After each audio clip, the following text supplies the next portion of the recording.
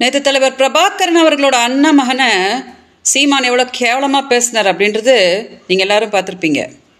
சீமானுக்கு கோவம் வந்தால் தலைவர் பிரபாகரன் அவர்களே அவரோட உருவத்தை கேலி பண்ணும் விதமாக குண்டமக அப்படின்னு தான் என்கிட்ட கேவலமாக பேசுவார்.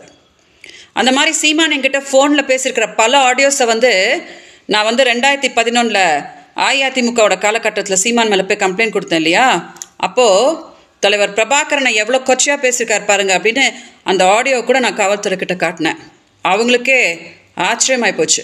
ஆனால் அதுக்கப்புறம் அந்த வழக்கை சீமான் நடத்த விடலை இல்லையா, எனக்கும் நிறைய அச்சுறுத்தல் கொடுத்து நான் அந்த கேஸை வாபஸ் வாங்க வேண்டியதாக போச்சு. அதனால் அந்த ஃபோனையும் அப்படியே காவல்துறைக்கிட்டே மாட்டிக்கிச்சு.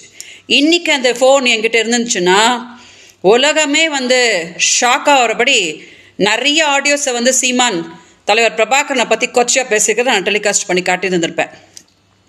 இன்றைக்கி நான் பேசியிருக்கிற இந்த விஷயத்தை போய் சீமான்ட்ட கேளுங்க, ஆதாரத்தை காட்ட சொல்லுங்க அப்படின்னு கேன்ட்டு போவார்.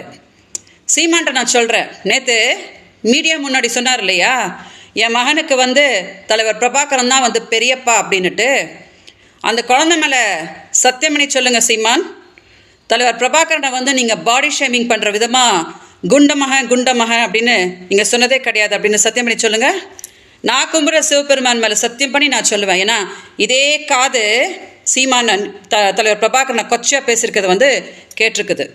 இன்றைக்கி நான் தமிழ்நாடு மக்கள்கிட்ட ஒரே ஒரு விண்ணப்பத்தை தான் வைப்பேன். சீமானுக்கு மக்களுக்கு எதுவும் நல்லது பண்ணணுன்ற எந்த ஒரு எண்ணமும் கிடையாது. அரசை துன்படுத்திக்கிட்டு மக்களை ஏமாற்றிக்கிட்டு தலைவர் பிரபாகரனை கொச்சப்படுத்திக்கிட்டு சீமானுக்கு இருக்கிற ஒரே நோக்கன்றது பணம் பண்ணுறது மட்டும்தான். எல்லாரையும் கொச்சப்படுத்திட்டு இன்றைக்கி தமிழ் பொண்ணு அவரோட சுயநலத்துக்கு நீ என்னோடய தமிழ் மக்கள் கூடயே வாழ விடாமல் கர்நாடகாவில் எப்படி நான் துன்பப்படுத்திட்டுருக்கேன்றது நீங்கள் எல்லாம் பார்த்துட்டு தான் இருக்கீங்க.